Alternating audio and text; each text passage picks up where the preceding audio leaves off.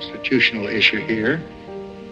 The command of the Constitution is plain. There is no moral issue. It is wrong, deadly wrong, to deny any of your fellow Americans the right to vote in this country.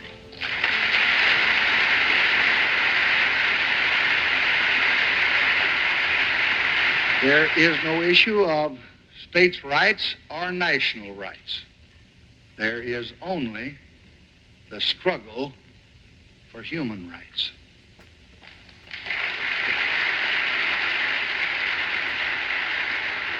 I have not the slightest doubt what will be your answer. But the last time a president sent a civil rights bill to the Congress, it contained a provision to protect voting rights in federal elections. That civil rights bill was passed after 8 long months of debate. And when that bill came to my desk from the Congress for my signature, the heart of the voting provision had been eliminated. This time, on this issue, there must be no delay or no hesitation or no compromise with our purpose. We cannot, we must not refuse to protect the right of every American to vote in every election. So I ask you to join me in working long hours, nights, and weekends if necessary, to pass this bill. And I don't make that request lightly. Far from the window where I sit with the problems of our country, I recognize that from outside this chamber is the outraged conscience of a nation, the grave concern of many nations, and the harsh judgment of history on our acts. But even if we pass this bill, the battle will not be over.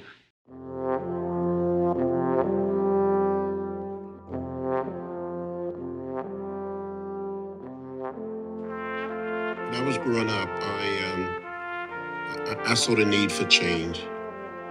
I didn't like what I saw, and I wanted to do something about it.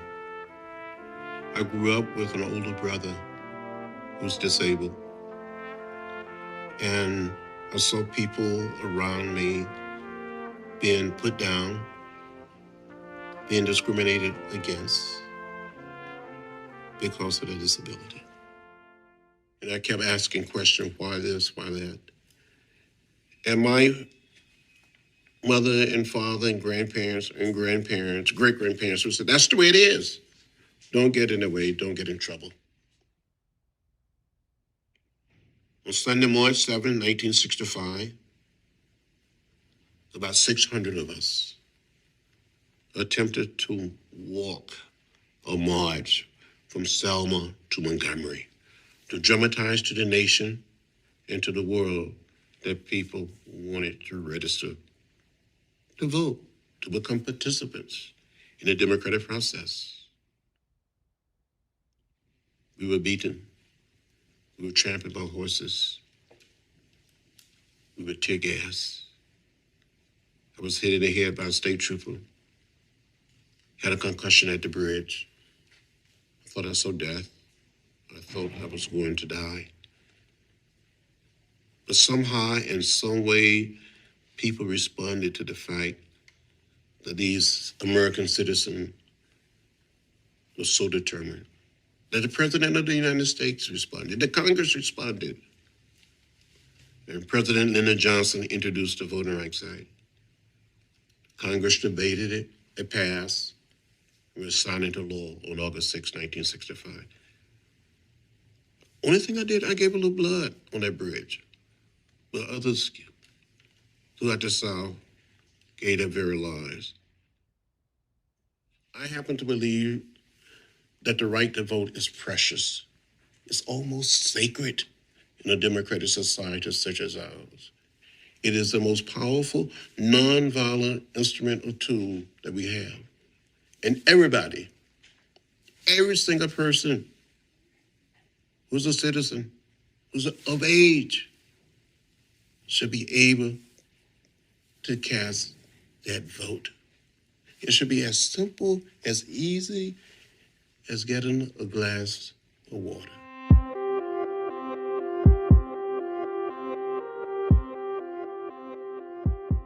I strongly support, and I believe that Congress should enact a bipartisan reauthorization of the Voting Rights Act. We have done that. Congress has done that 5 times since 1965, typically by an overwhelming margin here in the Senate. It's been about 15 years now since our last amendment to the Voting Rights Act, and I think it's fair to say that 15 years passage, it's probably timely and necessary to look at updates. And in order to do that, I think, Madam President, that what we have to do is we've got to step back from the partisanship. We've got to step back from the politicization that is driving this conversation. I think we should be able to agree to meaningful improvements that will help ensure that all our elections are free, they're fair, and they're accessible to all Americans.